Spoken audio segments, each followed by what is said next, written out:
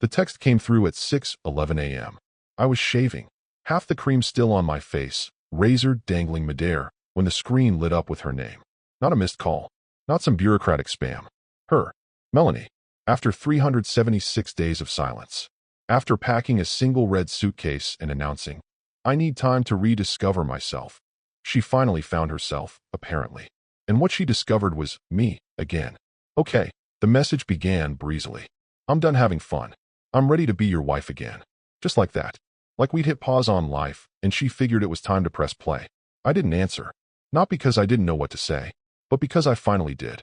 I set the razor down, wiped my face clean, and walked into the kitchen.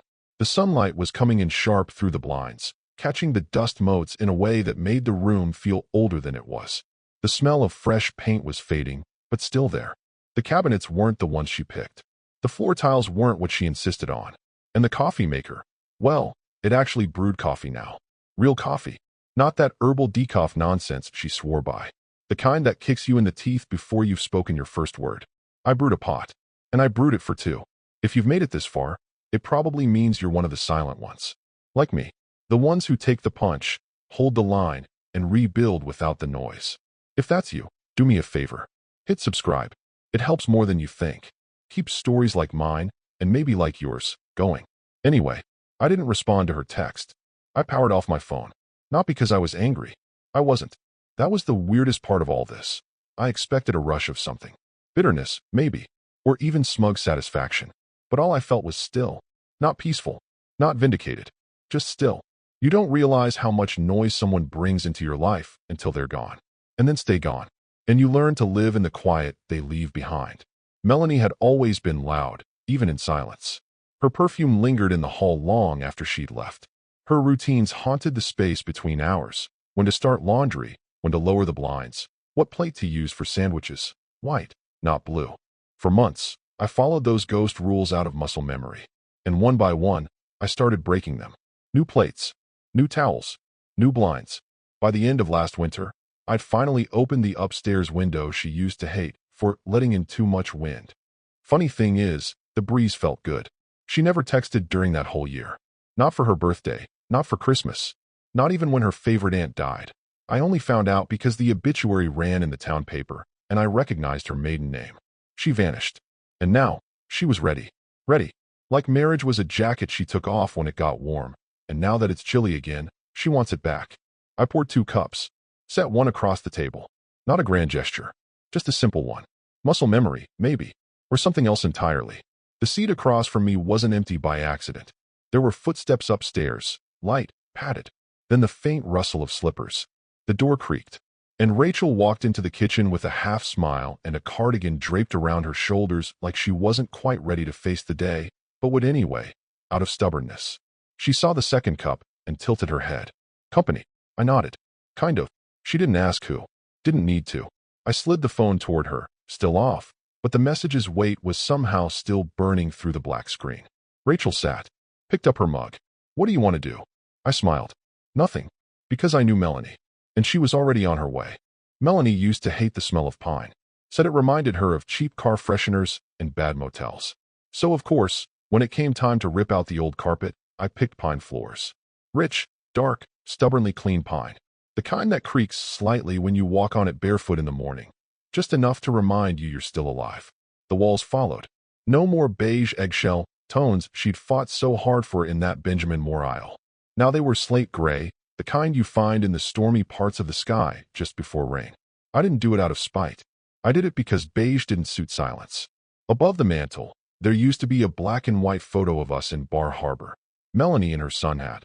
Me with half a smile, holding 2 lobsters like I'd won a contest. That photo's in a drawer now, somewhere under expired warranties and an old TV remote. In its place hangs a painting. Oil on canvas.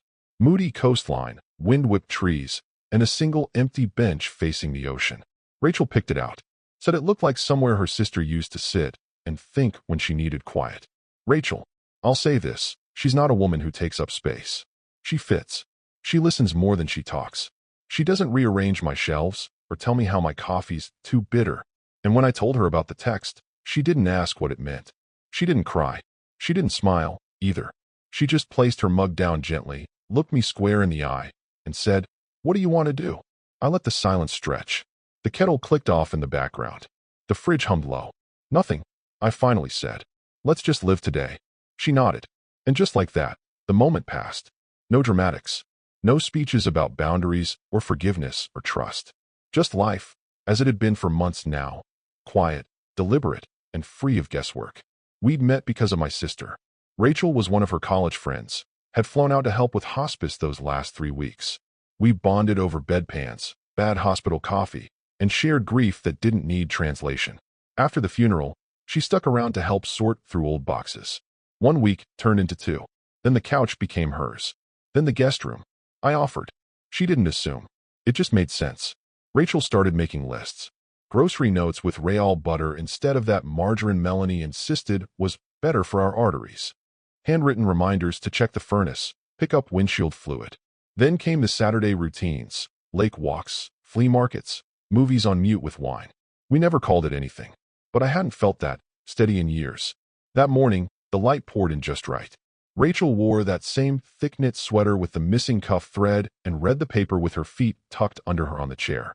My eyes kept drifting toward the phone I'd left powered down on the kitchen counter, like I was waiting for it to twitch. She followed my gaze. "You think she'll come?" I exhaled through my nose. "She won't wait long." She reached for my hand, but didn't squeeze. Just touched it lightly, her thumb brushing the edge of a callus. "You don't owe anyone a scene, Grant. Especially not her." I know.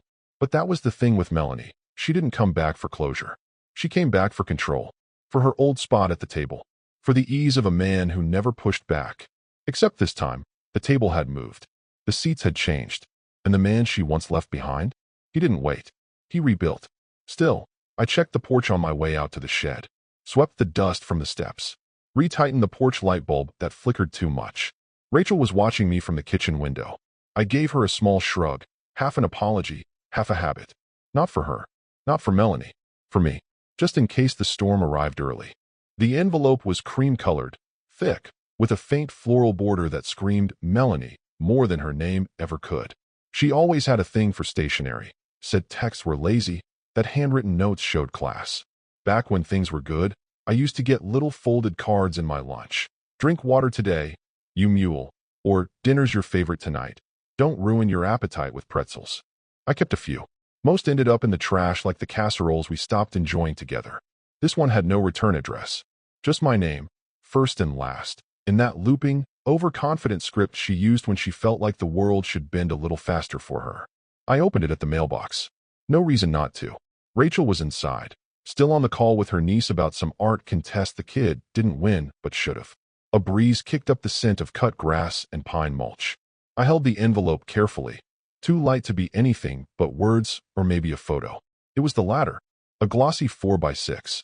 Melanie, alone, in a straw hat and oversized sunglasses, standing on some stretch of white sand next to a piña colada. Her smile was performative, too many teeth, chin tilted just enough to look spontaneous but absolutely rehearsed. She was fishing for nostalgia, dangling bait she thought would still work. I flipped it over. In purple ink, she'd written, "Can't wait to come home. Dinner." No punctuation after that. Like she wasn't sure whether it was a statement or a question. Or maybe she wanted me to decide. I turned it over again, looked at that beach behind her.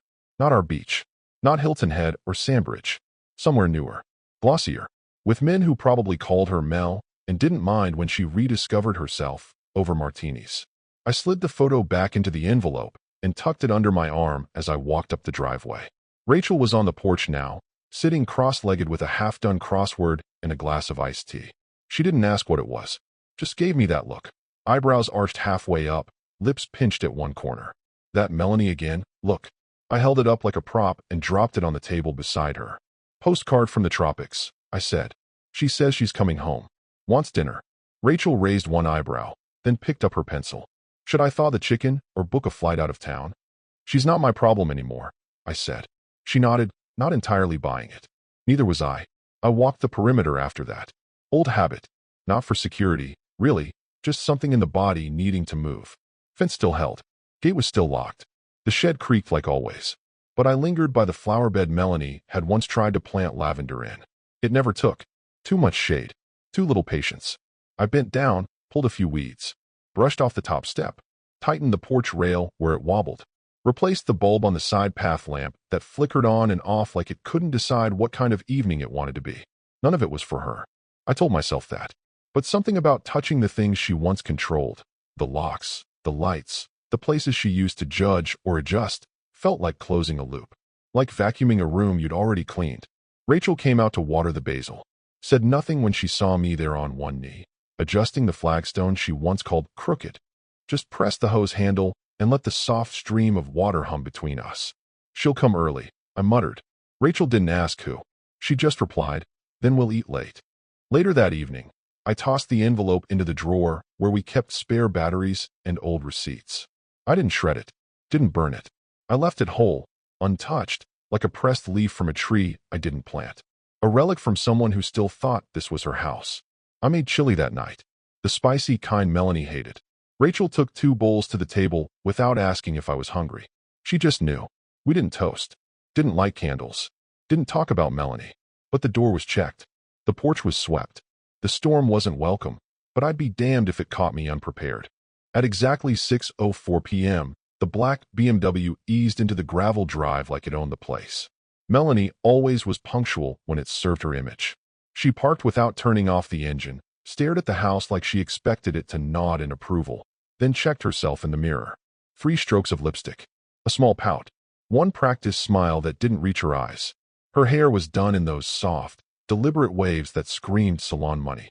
Her heels, those camel-colored stilettos that made her ankles look thinner, clicked like a metronome against the stone path as she made her way up to the porch. The bag hanging from her arm wasn't the one she left with. This one was newer, sleeker. A brand I couldn't pronounce, probably gifted, or bought with someone else's card before she circled back. She paused at the door and inhaled deeply. I knew that look. She was rehearsing. The sheepish smile, the breathy high, the practiced vulnerability. The perfume was the same one she used to wear when she needed something, before a party, a raise request, a carefully engineered apology. 3 soft taps, then silence. Inside, Rachel and I sat at the kitchen table, pretending not to hear it. I took 1 more sip of coffee. Real coffee. Rachel raised an eyebrow. I nodded.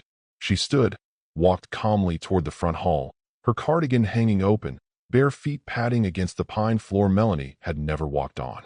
The door opened. Rachel didn't flinch. She didn't smile. She didn't tilt her head or step aside.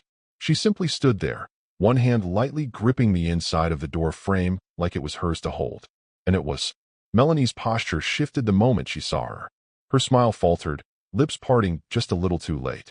There was a split-second flicker behind her eyes, recognition colliding with confusion, confidence shattering into doubt. And then she said it. Karen. Rachel blinked. Just once. No emotion. No indignation. Just confusion. I'm Rachel, she replied. Calm. Flat. Like she was correcting someone's coffee order. You must be Melanie. Melanie took a half step back, her voice catching in her throat. Oh, sorry. I thought, she cleared it. Tried again. I didn't know he had company. Rachel didn't move. He doesn't. He has a life. It wasn't sarcastic. It wasn't cruel. It was just the truth, delivered cleanly, like slicing through fabric with a freshly sharpened blade. Melanie looked past her into the entryway. Her eyes darted to the coat rack. No Grant's old jacket. No familiar umbrella. Just Rachel's beige windbreaker and a scarf she crocheted herself. Melanie's eyes landed on the floor next. New tiles. No more of that faux marble linoleum she'd spent hours arguing with the contractor about. And just like that, the cracks started forming. Tiny, imperceptible at first, but growing. She tilted her head slightly, trying to reassert herself. I'm here to see Grant. Rachel raised an eyebrow. You came uninvited. I texted. Rachel nodded. He didn't answer. Melanie adjusted her bag strap, trying to summon whatever version of herself had worked in the past. The velvet-voiced charmer, the innocent wanderer, the misunderstood wife. But all the gears were jamming now. The control she always carried in her back pocket, gone. I didn't realize things had changed. Rachel didn't blink. That's the thing about leaving. Time doesn't wait. A pause. Then Grant's voice from behind the hall corner. Everything all right out there? He stepped into view, holding his mug, eyes calm, expression unreadable. The same way you look at a mailbox you already emptied. Melanie's breath caught. He hadn't shaved. His hair was slightly grayer than she remembered. And yet somehow, he looked better, firmer, like someone who'd found sleep again. Grant, she said softly. He nodded once. Melanie. The silence that followed was thick, uncomfortable. Her eyes darted between the two of us, trying to map the new furniture, the new dynamic, the unfamiliar air. She tried to speak again. Failed. The house behind Rachel smelled like garlic and warm bread. The last thing Melanie had cooked here was resentment. Rachel stepped aside, just slightly, not welcoming her in, not barring her path, just watching. Quietly, Melanie hesitated, one hand still clutching the handle of her bag, her other hand, ringless, hovering near her side. Whatever script she'd come with, it was burning up in real time. And from my angle, I could see it. The exact second she realized she wasn't walking back into her life. She was trespassing in someone else's. I stepped up behind Rachel slowly, not because I wanted a grand entrance, but because I'd seen deer bolt from less. Melanie was standing there, feet locked, shoulders taut like she was bracing for applause that never came. Her perfume hung in the air between us. Same as always, a calculated cocktail of nostalgia and intention. But this time it didn't hit right. It lingered too long, like the punchline to a joke no one laughed at. She blinked at me like I'd grown a third eye. Wait, I thought. Karen was my assistant, I said calmly. No warmth. No venom. Just facts in their natural state. You never met Rachel. That did it. That tiny stagger backward, less than an inch, was the beginning of the unraveling. She glanced at Rachel again, now with suspicion, maybe jealousy, maybe fear. But Rachel didn't flinch. She just stood there, spine straight, expression unreadable, the kind of composure you earn, not inherit. Melanie looked at me again, eyes wide. I thought you'd be alone. There it was. The truth nestled inside the lie. She hadn't come to apologize. She came to reclaim. She assumed the furniture might have changed, but her seat at the table would still be there, waiting, polished, undisturbed. She thought I'd be a museum of what she left behind. You thought wrong, I said, gesturing to the porch chair beside Rachel. I didn't invite her to sit. I didn't ask what she wanted. I just gave her a choice. And that was already more than she deserved. Melanie hesitated. Not because she was unsure of herself, but because she was finally unsure of me. That was new territory for her. She stepped forward cautiously, as if the wood planks might judge her weight. Her heels clicked softly as she moved past Rachel and into the front entryway, eyes scanning every detail like a visitor walking through a stranger's home with vague familiarity. The hall mirror was gone, replaced by a framed photo of my grandson holding a fish almost his size. The old console table with her crystal vase? Gone. In its place was a handcrafted bench Rachel found at a local market. Rough wood. Honest wood. Melanie's gaze snagged on the walls. The photos were new. Rachel and I at the lake, my daughter and her kids playing tag in the backyard. Even the calendar was different. No cursive handwriting marking spa days or book clubs. Just plain block lettering and a sticky note reminding me to check the tires before our trip next month.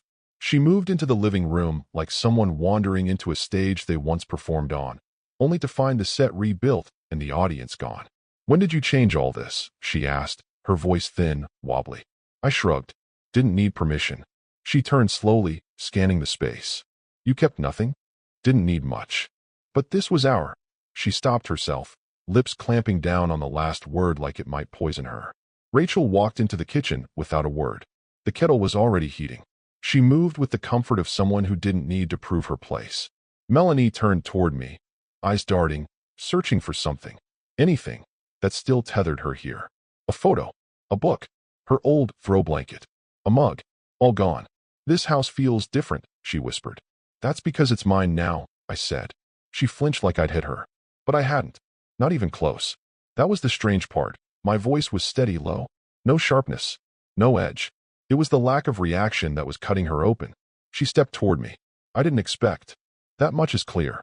Her face flushed. I just didn't think you'd move on so fast. Fast. I tilted my head. You left 376 days ago. That's a full year of calendar pages. And not one of them had your name on it. Silence. I let it hang there, thick and final. She looked around once more, as if maybe the walls would correct me. But they didn't. They held their silence better than I ever did. Melanie looked smaller now, like a figure drawn with too few lines. Like someone who forgot her script, stepped into the wrong house, and started speaking lines to the wrong man. And maybe for the first time in her life, she felt it. She wasn't just unwelcome. She was irrelevant. Rachel was the one who broke the silence first.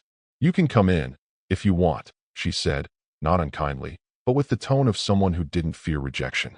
I didn't say anything. I didn't nod or shake my head. I simply stepped aside and let the choice fall to Melanie. For once, the decision was hers to make without the comfort of assumption. Melanie hesitated like a stray cat approaching a porch it used to own. She stepped over the threshold with slow grace, but it wasn't confidence. It was the studied caution of someone trying to remember the shape of a place while pretending they never forgot it. She let her fingers brush the edge of the new hallway bench, then the wall, like maybe something would feel the same if she touched it long enough. Nothing did. The living room greeted her like a stranger. The furniture was all new. None of that pristine coastal decor she'd obsessed over. None of the matching throw pillows that required constant fluffing. The coffee table was wood now, heavy and scarred with time. On it, a stack of crossword puzzle books Rachel and I traded between morning coffees. The couch had an old quilt thrown over the back, Rachel's doing. Melanie always thought quilts looked too Appalachian. Her eyes drifted to the mantel. The painting Rachel had found of the seaside bench sat centered above the fireplace. Melanie stared at it, confused, disoriented. "Is that new?" she asked quietly. "Couple months now," I replied. She moved slowly toward the hallway, peeking into each room like she was afraid of what might jump out at her. The dining room table, round now, not rectangular, wasn't set for her anymore. It hadn't been in a long time. The sideboard she loved had been replaced by a repurposed bookshelf filled with board games and Rachel's puzzles. The centerpiece was a vase of hand-picked garden flowers, not the sterile white lilies Melanie used to insist on. Every room was a chapter she hadn't been written into.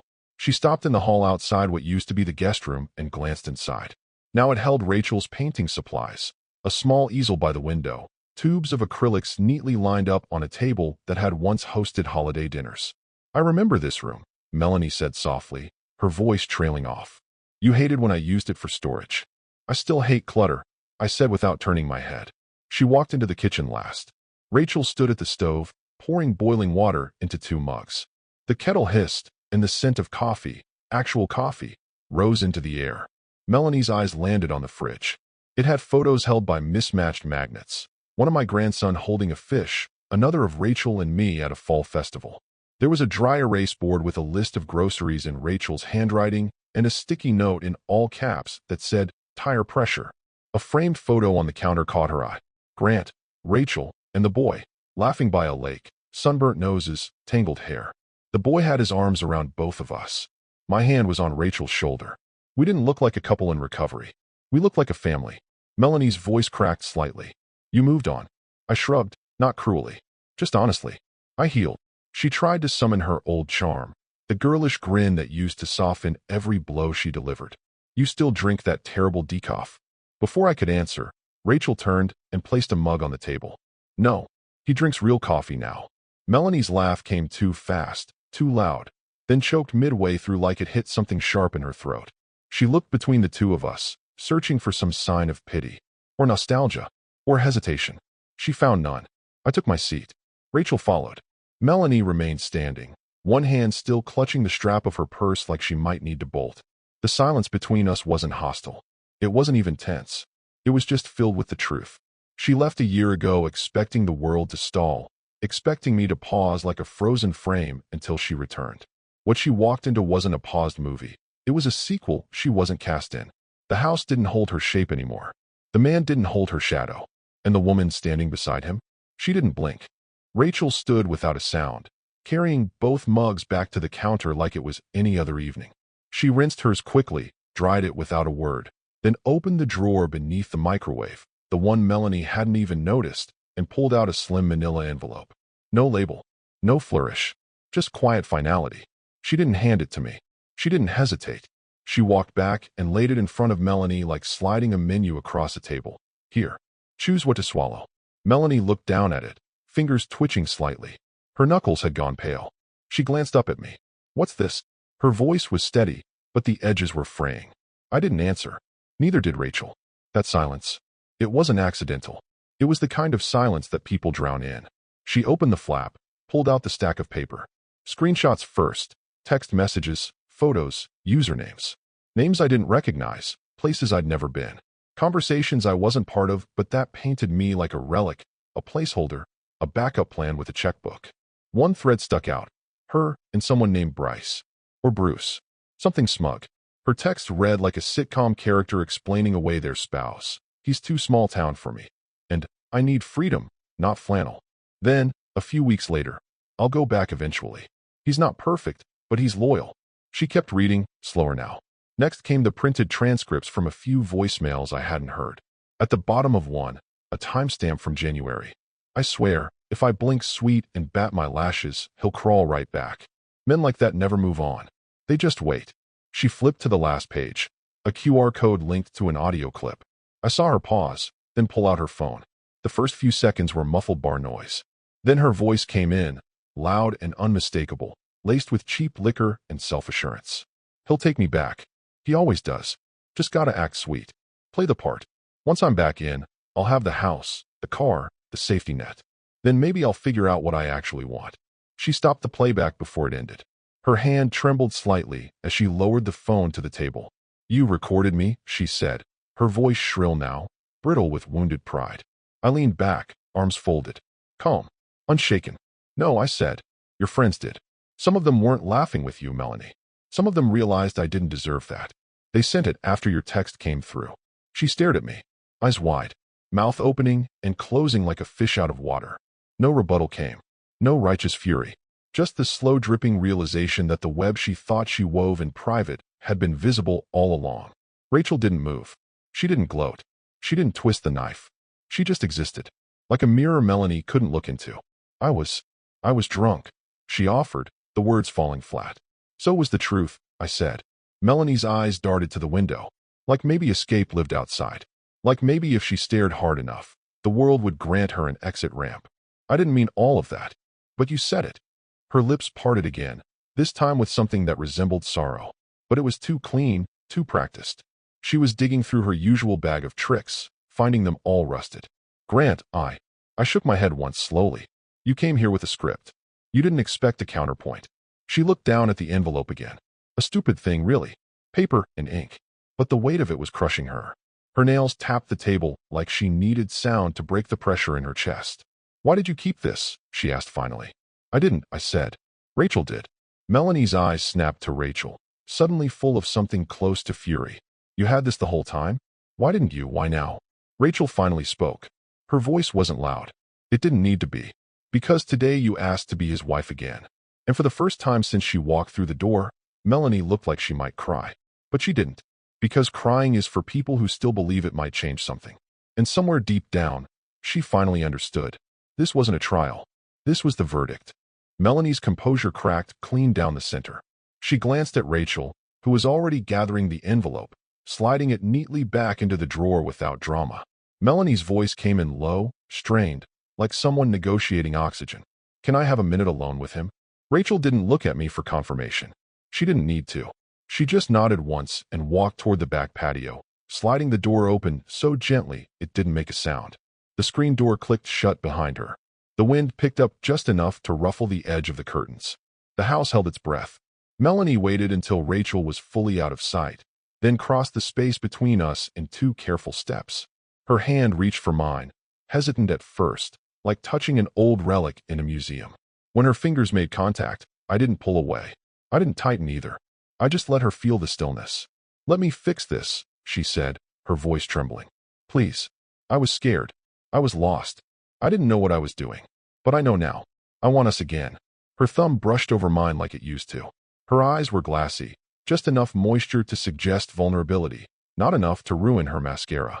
She leaned in slightly, voice softening to the tone she reserved for manipulation she thought was wrapped in love. You were always the safe place. I didn't think I'd miss it until I didn't have it. I studied her face for a long time. Let her talk. Let her fill the space with words.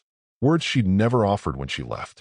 Words that sounded too perfect now, like rehearsed lines delivered 1 beat too late in a play the audience had already walked out of. When she finished, I didn't speak right away. I just looked at her. No rage. No smirk. Just eyes that had seen too much to be moved by theater. Then I asked the question. Not loudly. Not like a trap. Just like I needed to hear her say it. Would you still want this if Rachel hadn't opened the door? Her breath caught. It was almost imperceptible, a pause no longer than a blink. But her eyes flicked. Just once. To the hallway where Rachel had disappeared. Then back to me. That flicker was the whole answer. I leaned back, withdrawing my hand from hers slowly, deliberately. Her fingers tried to hold on, then released like they were never really sure they deserved to be there. That's what I thought, I said, standing.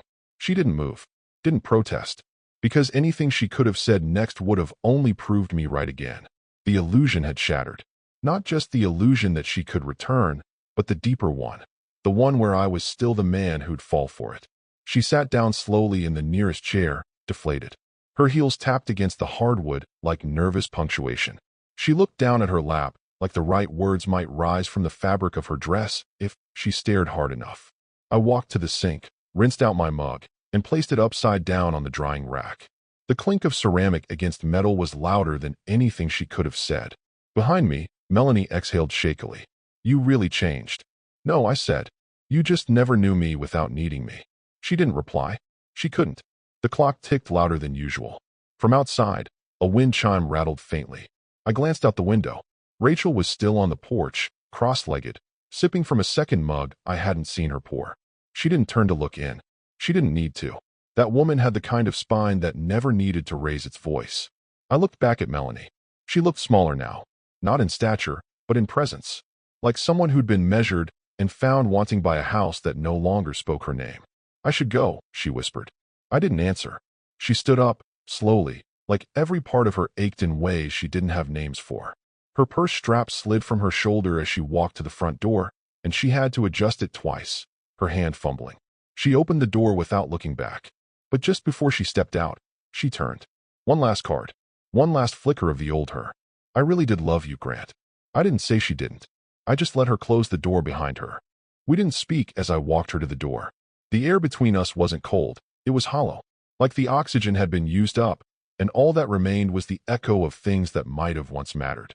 Melanie moved slowly, her heels softer now against the floorboards that used to memorize her rhythm.